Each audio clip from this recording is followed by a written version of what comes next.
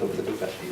사람들은 다 자기가 하는 일이 힘들다고 그러지만 또 다른 사람들은 볼 때 그렇지 않은 것을 우리가 종종 볼 수가 있습니다. 미국의 28대 대통령인 윌슨 우드로 대통령은 이런 말을 했습니다. 대통령이라는 자리는 운동선수와 같은 체력이 있어야 되고 어머니와 같은 사랑이 있어야 되고 밖에 봤던 기독교인들만큼의 인내가 요구되는 심히 어려운 직책이다. 체력도 강인해야 되고 어머니 같은 사랑도 있어야 되고 밖에 봤던 우리 기독교인들처럼 인내할 줄도 아는 그런 사람이 된다. 그런 이야기를 했습니다. 그러면 뭐 대통령이 정말 그렇게 했습니까? 그죠? 모든 사람이 하는 일이 다 그런 것을 우리가 볼 수가 있습니다. 근데 진짜 우리를 힘들게 하는 것은 무엇이냐면요. 해도 애쓰고 수고했음에도 불구하고 본체가 없을 때 참 힘들어요. 다시 말하면 내가 애를 쓰는데 수고했는 게 성과가 없단 말이에요. 성취가 없단 말이에요. 돈이 안 된단 말입니다. 그죠? 그러면 참 마음이 낙심이 되는 것이 다 인지상정인 것입니다. 오늘 본문에 보면 베드로가 그런 사람입니다. 어부인 그가 밤새도록 그물을 내서 고기를 잡았지만요. 그날 밤은 허탕을 치고 말았어요. 어부가 여러분 고기를 잡아야 먹고 살지 않습니까? 가정도 건사하고 자녀도 키우고 꿀이 나갈 수가 있는데 어부가 고기를 못 잡고 농부가 농사에 실패하고 장사하는 사람이 미치고 젊은 아이들이 회사에 취직을 해서 그 입사를 해 돈을 벌어먹고 살 건데 시험 칠 때마다 미끄러지고 낙방하고 그러면요 계속 실패할 수밖에 없는 것입니다. 실패는 누구나 겪을 수가 있습니다만 중요한 것은 우리 주님께서는 이런 실패자들을 찾아와 준다는 것입니다. 베드로와 같은 사람을 찾아와 주시고 만나 주시고 말씀해 주시고 그로 말미암아 일생일대 놀라운 풍요를 경험하게 하신 것을 우리가 오늘 본문을 통해서 보게 되었습니다. 물론 그가 그 엄청난 기적 앞에 두려움을 느끼고 주님을 떠나가 달라고 내가 죄인이라고 고백하는 모습도 우리가 보게 되었습니다만 그런 베드로를 앞에 두고 우리 주님께서 그 인생의 전환점을 마련해 주셔서 오늘 본문을 통해서 보게 되었습니다.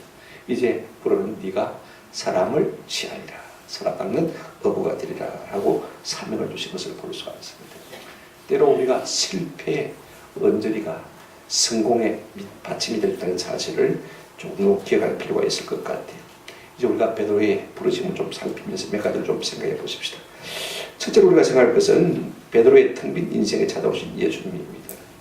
제가 얼마나 인생을 살면서요 느낀 것이 무엇이냐면 우리가 예수님을 찾는 게 아닙니다. 우리가 하나님을 찾는 게 아닙니다. 우리의 실패 현장에 자주자주 주님께서 우리를 찾아오신다는 사실인 것입니다.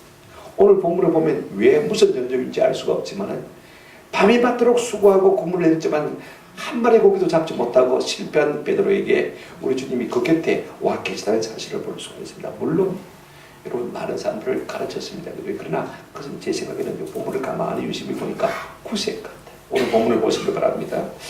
1절 보시면 무리가 몰려와서 하나님의 말씀을 들을새 예수는 그네사렛 호숫가에 있어서 그랬습니다.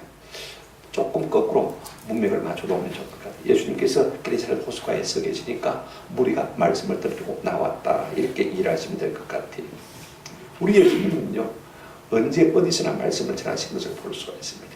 꼭 안식이 아니고 또 회당이 아니어도 좋았습니다. 장소나 시간에 구애받지 아니하시고요 사람들이 있는 곳에서는 언제나 하나님의 말씀을 증거하신 것을 볼 수가 있습니다. 여러분 갈릴리 해변의 언덕도 좋은 강당이 된 것을 우리가 볼 수가 있습니다. 그런가 하면 우리 예수님은요 꼭 강당을 찾으신 것이나 강대상을 찾으신 것은 아닌 것을 볼 수가 있습니다. 2절 3절 한번 보시기 바랍니다.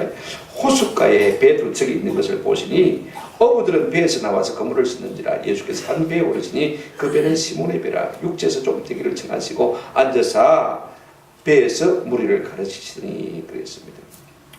여러분 이제 호수가 비스듬하게 언덕이니까 사람들이 이제 호수가에 서 있는 예수님의 말씀을 들으려고 하다 보니까 점점 예수님께 가까이 내려옵니다. 예수님 자꾸 뒤로 밀리잖아요. 그러니까 예수님이 밀리면 어디까지 가야 됩니까? 호수에 물에 담글 수밖에 없는 거지. 그래 마침 보니까 말입니다. 베드로의 빈 배가 있는 것을 발견하고 그 배에 올라가셔서 말씀을 전하신 것을 볼 수가 있습니다. 우리 예수님은요 그냥 지형지물을 잘 이용하셨어요. 제게는 이것이 큰 도전이 되었습니다. 보통요, 게으른 사람은 환경을 타닥게 되어지고 일 못하는 사람이 항상 연장을 타닥하는 경우가 종종 그것을 볼 수가 있어요. 아이고 뭐가 없어서 안 되는 거예요. 그죠? 우리 예수님은 그런 거 없어요. 그냥 있는 거기서 있는 그대로 활용하신 것을 우리가 볼 수가 있습니다. 이 중요한 것은 무엇입니다? 우리 예수님께서 베드로의 빈배를 빌려 다시고 말입니다. 말씀을 다 마치시고 4절에 보시면 이런 말씀이 있습니다. 말씀을 마치시고 시몬에게 이르시되 깊은 데로 가서 그물을 내려 고기를 잡아라. 예수님에게는 공짜가 없는 것 같아요. 베드로의 배를 잠시 빌려서 그죠? 그 배를 이용해서 감단 삼아서 말씀을 전하지 않습니까? 그죠? 그런데 우리 예수님께서는 이 베드로의 빈배를 아시고요, 많은 것으로 채워주시길 바라신 것으로 볼 수가 있습니다. 그러시면서 뭐라고 말씀하셨습니까? 깊은 데로 가서 그물을 내려 고기를 잡아라. 하나님의 말씀은요, 선포, 설명이 없어요. 쉽게 말하면 예령이 없습니다. 왜 무엇 때문에 깊은 데로 가서 그물을 내려 고기를 잡아야 되는지 자세한 설명이 없어요. 우리 같으면 이렇게 말하지 않겠습니까? 그래, 배를 빌려줘서 고맙다. 그죠? 잘 소용했다. 밤새도록 헛땅을 쳤는데 가만 보아하니까 그죠? 내가 좀 좋은 것으로 갚아주겠다. 그죠? 어깨를 다독이면서 말입니다. 말이 힘들고 피곤하겠지만 한 번 더 수고를 하라고 내 말 듣고 저 깊은 데로 가서 그물을 던지면 틀림없이 2배 가득 채우는 기적이 있을 것이라. 그죠? 우리 같으면 이렇게 설명 안 하겠습니까? 그죠? 근데 앞뒤 거두절미하고 우리 예수님께서 뭐를 말씀하셨습니까? 한번 더 합시다. 깊은 데로 가서 그물을 내려 고기를 잡으라.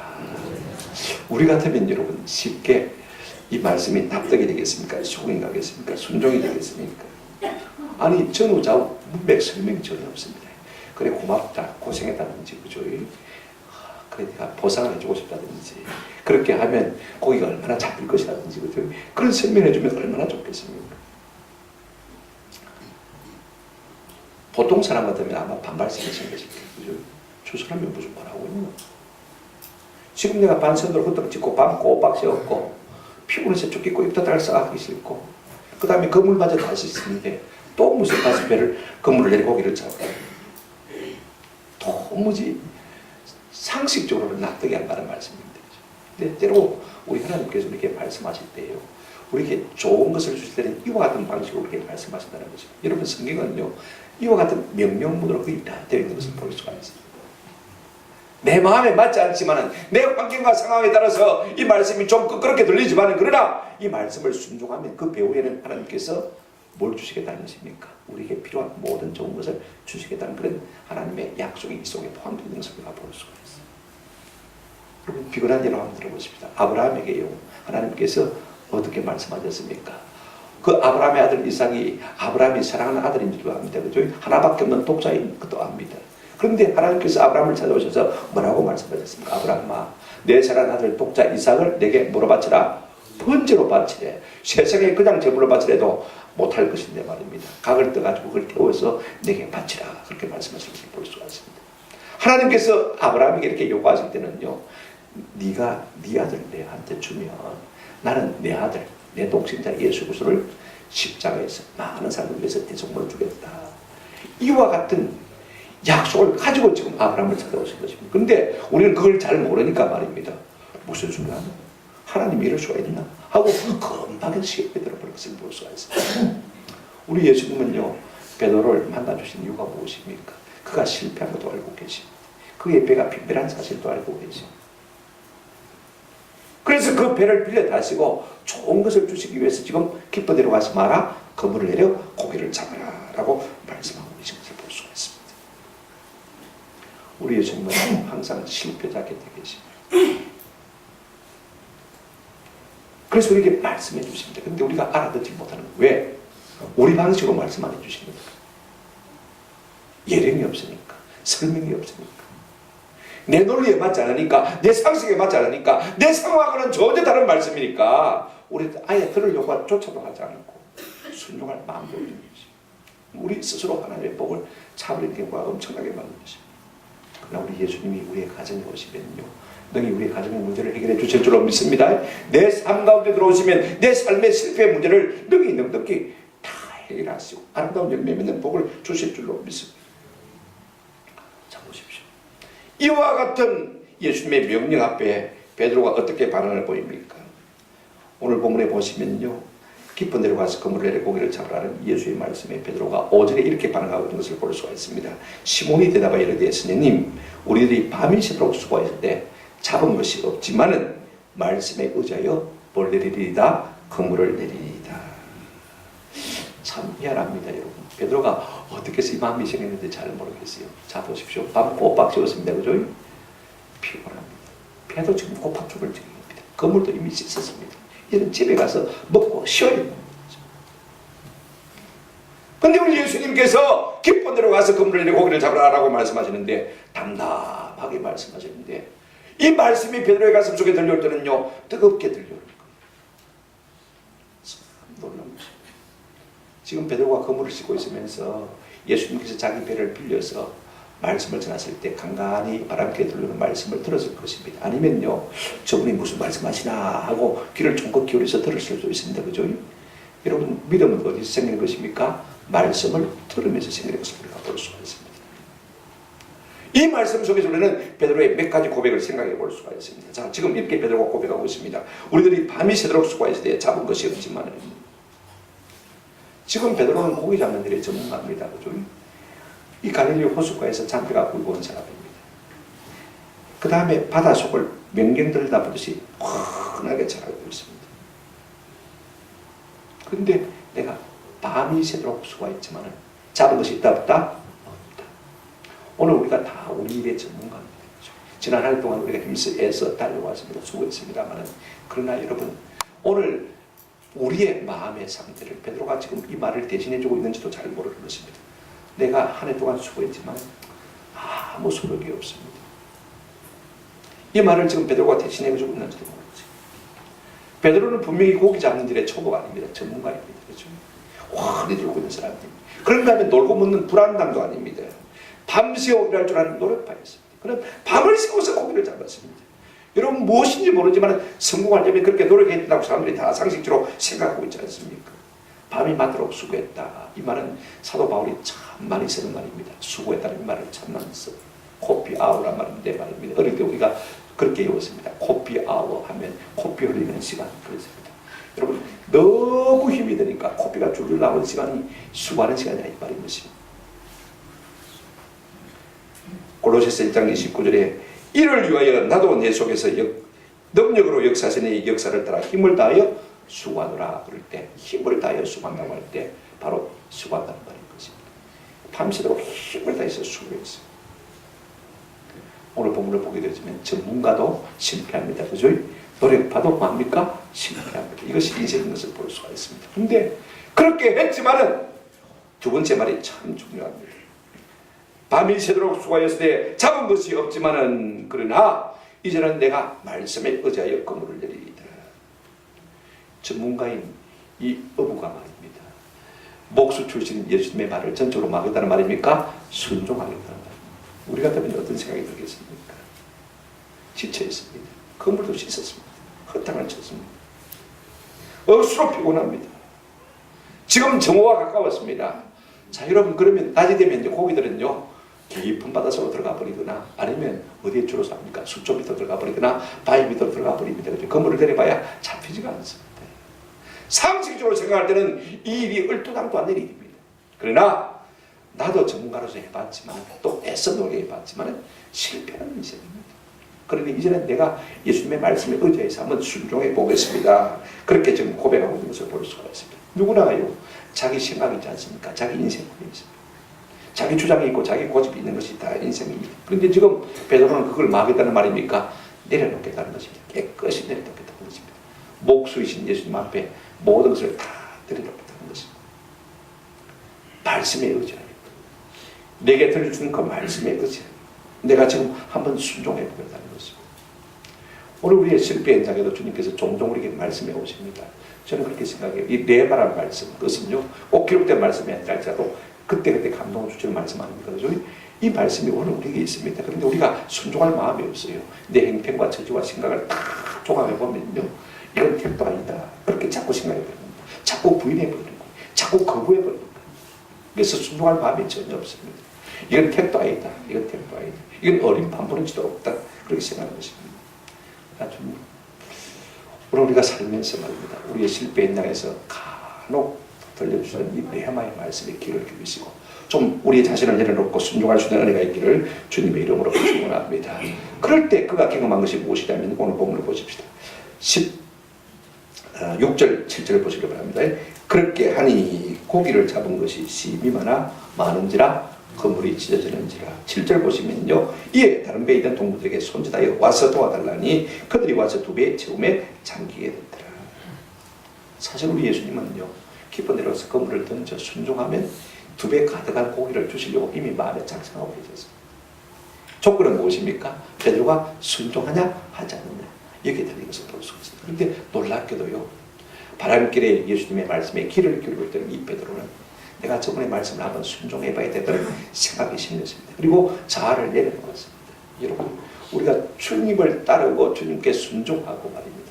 주님을 기적을 경험하는 길은요, 나를 내려놓는 길밖에 없습니다. 더 내려놓든지, 그죠? 우리가 한번 생각해 보세요. 자, 보십시오. 그렇게 하니.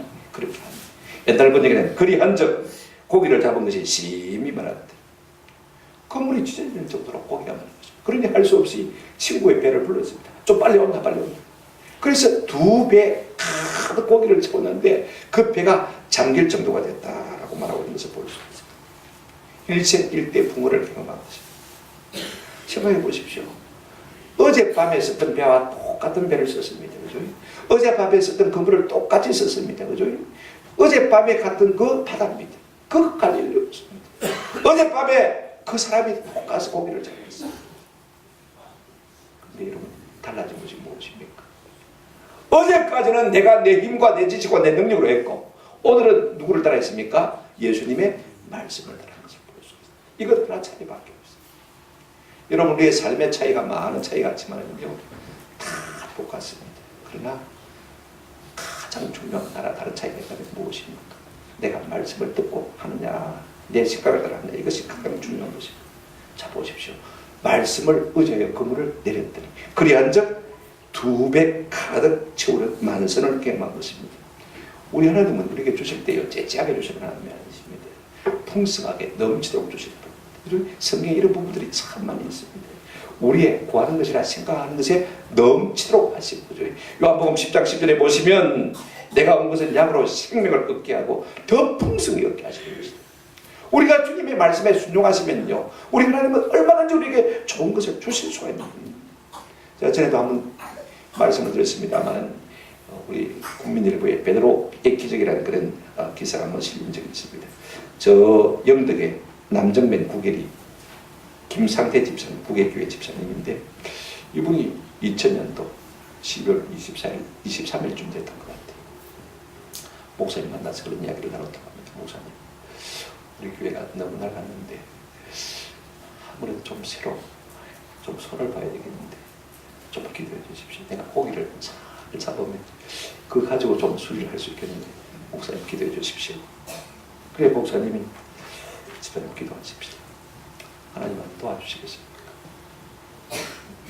돈이 없어서 개척해서 21년 된 교회당을 한 번도 수리를 못했는데 하나님께서 한 번 은혜를 주시면 할 수 있겠습니까? 그래, 같이 손을 잡고 기도하고, 그래 24일 날 오후에 이제 자기 정치망 의장에 나갔다. 고기를 잡는 분들은 아시겠지만 제가 어제 한번 다시 검색을 해봤어요. 국민일보를 검색해봤더니 자기는 동네 사람들이 치놓은 정치망 건물 중에서 한 중앙에다가 건물을 치놓고 다른 사람들은 다 가에 지났답니다. 고기가요, 오다가 앞에 건물이 있으면 어떻게 합니까? 돌아서 옆으로 가자는 거죠. 그러면 가운데 건물에 걸리는 얘가 거의 없답니다. 고기를 잡아보면 이래야 되는데 말입니다. 거의 다 고기가 잡히면 가에 잡히는데, 그날 24일날 고기 잡으러 나갔더니 말입니다, 자기가 저런 건물의 정치망에 자기가 한가운데 들렸는데 다른 건물에는 하나도 고기가 걸리지 않고 자기 건물에만 방어가 들어왔는데 방어가 보통 10kg가 넘습니다. 평균 10kg, 평균 16만 9천 원에 팔렸는데, 여러분 신문기사에 보니까 그렇게 썼더라. 강구 수협 입판장의 경비한 결과 2,370마리가 잡혔는데, 자, 한 마리당 16만 9천 원 하니까 4억이 넘는 돈이 되었어요. 한 번에 그렇게 끌어올렸어요. 근데 동해 태풍주의보가 내려가지고 그날 24일은 2,370마리밖에 건지지 못했어요. 아직도 그보다 더 많은 고기가 여전히 그물 속에 있습니다. 그래서 27일이나 되면 건져내지 않겠느냐. 그래 그 고기를 잡고 이 김상태 집사님이 각오를 결심을 했대요. 하나님께서 이렇게 말해주셨는데 소리가 아니고 한번 목사님 교회를 시작하십시다. 그래 결단하고 다시 거두어서 또 보충을 하고 그 다음에 1월달에 다시 나갔는데 다른 그분들은 생명거리지 않는 밍크 고래가 자기 고래만 걸려가지고 또 그걸 대박을 던졌대. 그래서 베드로판 기적이다, 베드로의 기적이라는 이야기가 나왔습니다. 동네 사람들이 생각하기를 그랬답니다. 동네에 생기고 처음 있는 기적이래. 지금 베드로도 똑같은 기적을 경험하고 있는 것을 볼 수가 있습니다. 8절에 보십시오. 시몬 베드로가 이를 보고 예수의 무릎 아래에 이르되 주여 떠나소서, 나를 떠나소서, 나는 죄인이로소이다. 똑같은 그물, 똑같은 배, 똑같은 사람이 가서 그물을 던졌는데 예수의 말씀에 의지하고 던졌더니 2배 가득 채우는 엄청난 기적을 경험한 베드로가요. 지금 어떻게 고백하고 있습니까? 우리 같으면 어떻게 됩니까? 예수님 좋습니다. 당신 나를 떠나시면 안 되겠습니다. 하루에 한 번 제게 문자로 말씀하시든지 아니면 전화로 말씀하시든지 이메일로 말씀하든지 하루에 한 번 다 가르쳐 주시고요. 제가 고기를 잡은 대로 3대7로 나누겠습니다. 제가 3 먹고 예수님 7 하시고 그러면 동업하면 얼마나 좋겠습니까? 그렇게 지금 했습니까? 아닙니다.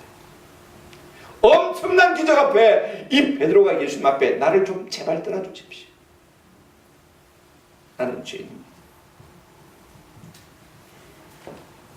이 갈릴리 호숫가에서 잔뼈가 굵은 이 베드로가 엄청난 기적을 경험하고요. 예수님 앞에 그 마음이 완전히 녹아진 것을 볼 수가 있습니다. 예수전론에서 나온 로렌 클링햄이 쓴 벼랑 끝에 쓴 용기라는 책 서두에 이런 글이 나옵니다. 철저한 순종에서 오는 전율을 경험하면 인생은 반드시 변합니다. 한 번 말씀대로 순종해보고 하나님이 한 번 우리에게 주는 놀라운 기적을 경험하고 나면 그 인생은 변할 수밖에 없다. 그 말씀입니다. 오늘 우리는 순종을 해도요 적당하게 순종합니다. 끝까지 순종하지 않습니다. 내 생각을 가면서 순종합니다. 100% 순종하지 않습니다. 근데 진짜로 말씀대로 한번 순종을 해버리면요 그 기적 앞에서 우리는 전율을 일으키지 않을 수가 없고 그래서 변화되지 않을 사람이 한 사람도 없다. 그렇게 말씀하신 것을 볼 수가 있습니다. 우리 예수님은요 이 베드로의 빈배를 가득 채워주시기를 원하시고 깊은 데로 가시고 내려 고기를 잡으라고 말씀하시고 베드로는 그 말씀에 그대로 순종했더니 놀라운 기적을 경험한 것입니다.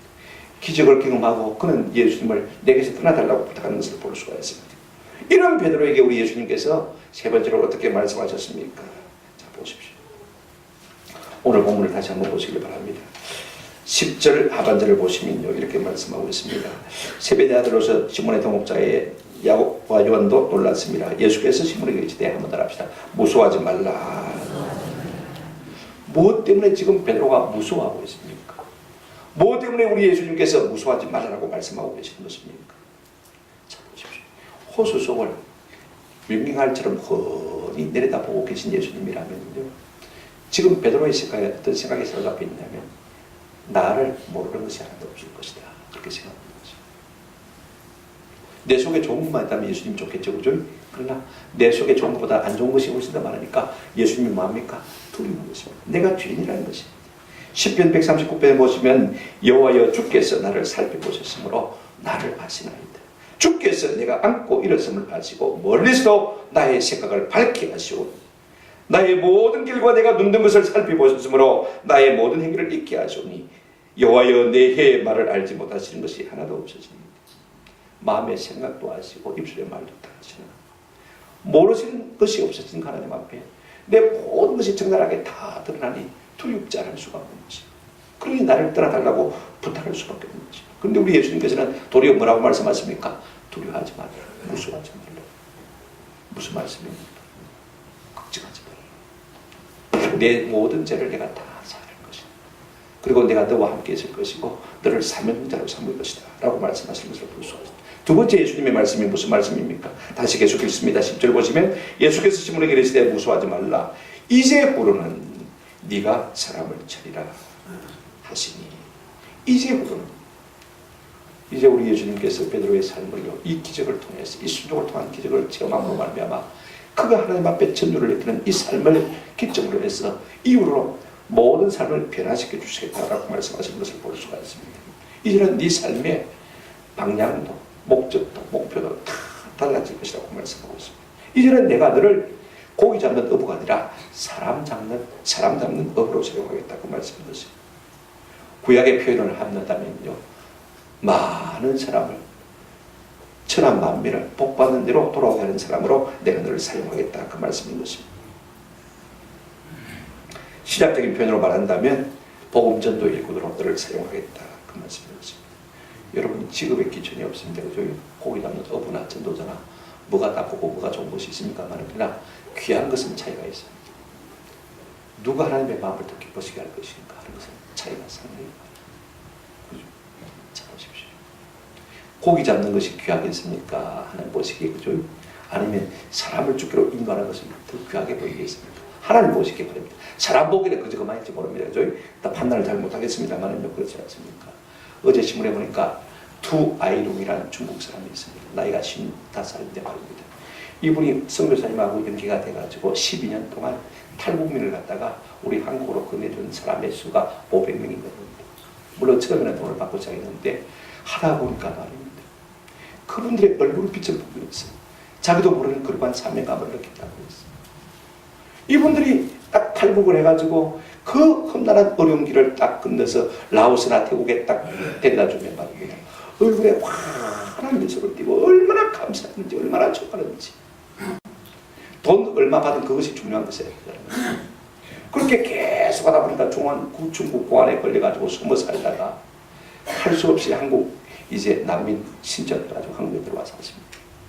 물론 이제 목사님들이나 교회들이 도와주고 있습니다만, 그래서 한국 사람들은 그걸 갖다가 오스카 신들을 하고 그렇게 말합니다. 탈북민 500명을 걸어서 한국 땅으로 인도해 냈으니까 지금 그분이 이제 서울에 살고 계시긴 합니다만 참 귀한 일을 하셨다 싶은 생각입니다. 우리도 기회가 되면 탈북민 하나는 안 던져야 되겠습니까? 한 500만 정도면 정착하는 데 도움이 되겠다 싶은 생각이 종종 들더라고요. 여러분, 현대 경영학의 그루인 피터 드러거 교수는 이런 말을 했습니다. 나의 사명은 다음 따라합시다. 많은 사람들을 성공시켜주는 것입니다. 내가 성공하는 것도 중요하지만 나로 말미암아 다른 사람을 성공시켜주는 것이 내 사명입니다. 여러분, 사람을 성공시켜주는 사명 얼마나 감사합니다. 그러나 사람을 아무리 성공시켜줘도 그가 천당에 갈 수 없다면 다 부질없습니다. 오늘 베드로를 우리 예수님께서는 어떤 사람으로 삼으셨습니까? 많은 사람을 오른대로 인도하는, 그죠? 사람을 낳는 법으로 삼으셔서 많은 사람을 죽기로 이끌어서 복된 사람이 되게 하고 복의 자리로 나가게 하고 영원한 생명을 누리게 하는 구원의 길을 얻게 하는 그 사명대로 삼으신 것을 우리가 볼 수가 있습니다.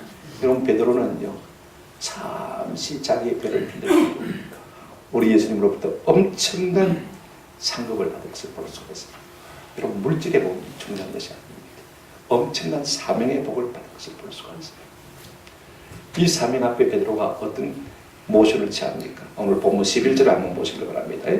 그들이 베드로를 육지에 내고 모든 것을 마고요 버려두고 예수를 맞으라 따랐다. 이때까지 자기 삶을 구가해오던 배, 거물, 그죠? 자기의 그 어부의 지식, 그죠? 모든 부모, 형제, 일가, 친척들을 다 버리고 주를 따르는 것을 볼 수가 있습니다. 여러분, 우리가 버린 만큼 예수님을 잘 따를 수가 있어요. 포기와 추종은요, 반대로 하는 것입니다. 내가 잘 버리면 잘 버릴수록, 잘 포기하면 잘 포기할수록 우리가 주님을 온전히 따를 수 있는 것입니다. 내려놓음과 더 내려놓음, 더 나은 순종, 더 나은 순종으로 이끌어가는 것을 우리가 볼 수가 있습니다. 그래서 누가복음 9장 23절에 우리 예수님이 말씀하셨습니다. 무리에게 이르시되 아무든지 나를 따라오거든 자기를 부인하고 자기 십자가를 지고 나를 쫓을 것이니라. 우리 예수님 베드로에게 얼마든지 풍성한 물질의 복을 주실 수 있지만 그러나 그보다 더 나은 무슨 복을 주셨습니까? 사명의 복을 주신 것을 볼 수가 있습니다. 궁극적으로는 우리 예수님께서 베드로를 부르실 때 아마 이 길로 인도하시기 위해서 부르신 것 같아요. 모든 것 다 버리고 포기할 것 같지만요, 그러나 여러분, 그것이 끝이 아닙니다. 반드시 놀라운 사건이 있습니다. 많은 사람을 옳은 대로 인도한 사람은 다니엘 12장 3절에 보니까 뭐라고 했습니까? 하늘의 별과 같이 빛날 것이다 라고 말씀하셨습니다. 내가 죽도록 충성하라. 그리하면 생명의 멸관을 내게 주리라. 말씀을 의지하고 그물을 내렸더니 이 놀라운 하나님의 은혜를 경험한 것을 볼 수가 있습니다. 영국의 캔터베리에 교회 니콜라이 집사님이라고 계셨다고 합니다. 17살에 교회 관리 집사로 사찰 집사가 돼서 한평생 교회 청소와 심부를 하는데 그 중에서 가장 중요한 일이 뭐냐면 시간을 맞춰서 종을 찾는 일입니다. 그 당시에 시계가 별로 없고 하니까 말입니다. 얼마나 종을 정확하게 쳤는지 런던 시내에 있는 사람들이 그 종소를 보고 자기 시계를 새롭게 맞출 정도였다고. 저도 제 시계가 자꾸 1, 2분이 늦어져가지고 오늘 아침에도 제가 휴대폰 보고 다시 조정했습니다. 참 중요해요. 그러니까 얼마나 신실했던지 우리가 알 수가 있습니다. 두 아들이요 옥스퍼드와 캠브리지의 교수가 되었습니다. 이제 먹고 살만하니까 아이들이 아버지를 그랬습니다. 아버지 이제는 일을 좀 내려놓으시지요. 아니다. 나는 천직이다. 하나님께서 내게 맡겨주신 사명입니다. 이거 내가 죽을 때까지 간다고 합니다. 일을 내려놓지 않고 76세까지 병석에 누는 그 시간까지 충성되게 일했다. 노안으로 세상을 떠나가게 됐을 때 자녀들이 다 왔습니다. 근데 이제 임종만을 기다리고 있는데 종칠 시간이 되니까 그 아버지가 벌떡 일어나가지고 옷을 입고 종탑으로 올라가더래요. 그리고 종줄을 몇 번 당기고는 그 자리에서 돌아가셨다는 이야기를 들었습니다. 이 이야기를 엘리자베스 여왕이 듣고 영국의 황실 묘지를 내려줬다고 합니다. 그 당시에 수많은 예수 믿는 사람이 있었지만, 그죠? 성지자들이 있었지만 영국의 황실 묘지에 붙인 사람도 없습니다. 그 하찮은 중성들은 이 종직이에게 영국의 여왕이 감동해서 황실의 묘지를 내준 것을 볼 수가 있습니다. 그는 그 작은 일을 충성스럽게 감당함으로 종교 영광을 받았습니다. 내가 앞으로는 사람을 취하리라. 그 일이 남들을 보기에는 뭐 어떤 일인지 잘 모르겠습니다만 주님이 맡겨주신 일이라고 생각하고 충성스럽게 감당함으로 말미암아 베드로도 그와 같은 종교 영광을 취한 사람이 틀림이 없는 것입니다. 시편 101편 6절을 보시기 바랍니다. 내 눈이 이 땅에 충성된 자를 살피고, 그 다음 말씀이 참 중요합니다. 한번 따라 합시다. 나와 함께 살게 하리니. 내 눈이 이 땅에 충성된 자를 살피었어요. 마침내 그들을 나와 함께 막겠다고요? 살게 하는 주님의 영광의 날에서 주님과 더불어 사는 아름다운 복을 주시겠다고 말씀하고 있는 것을 볼 수가 있습니다. 이제 말씀을 맺습니다. 여러분, 예수님은요 항상 우리의 실패 현장에 가까이 계십니다. 그리고 말씀을 주십니다. 많은 사람들이 말씀 알아듣지 못해요. 나와 상관이 없는 말씀으로, 내 환경에는 맞지 않는 말씀으로, 그죠? 그렇게 생각합니다. 그러나 여러분, 베드로는 어떻게 했습니까? 내가 밤이 맞도록 수고하였을 때 어찌 못했지만, 그죠? 그러나 내가 한번 주님의 말씀에 의하여 막겠다, 그물을 내보겠다. 순종했습니다. 순종했더니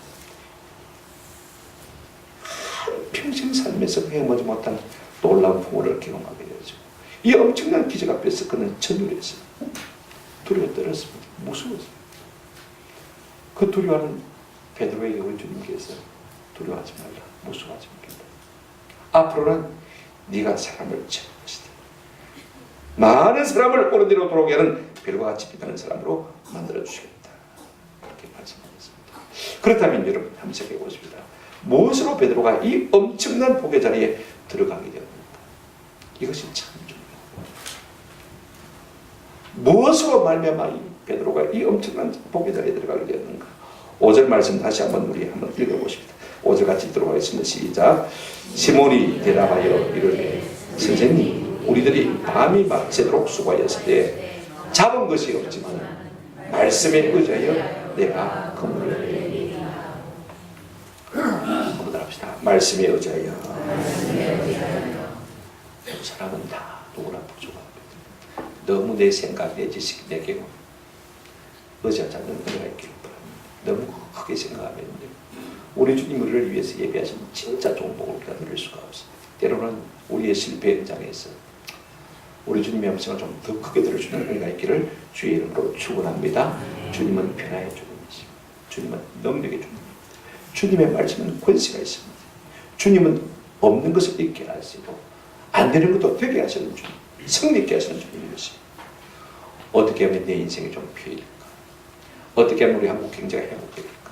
어떻게 하면 북한의 핵 문제를 해결할 수 있을까? 우리가 살면서 많은 고백이 있습니다만요, 여러분 다른 데 비결이 있지 않습니다. 말씀에 의지하여 순종해서 그분을 그때 하나님께서 우리의 삶에 놀라운 우리가 일생일 때 한 번도 경험하지 못한 복을 주실 줄로 믿습니다. 이것이 우리의 삶의 변화의 기본이 되지 않습니다. 한번 제대로 순종해보고 한 번 하나님의 능력을 경험하고 그럴 때 우리의 삶이 변화되어서 능력의 삶으로 아름답게 쓰임받는 복된 삶이 될 줄로 믿습니다. 이 같은 은혜가 있기를 주님의 이름으로 축원합니다.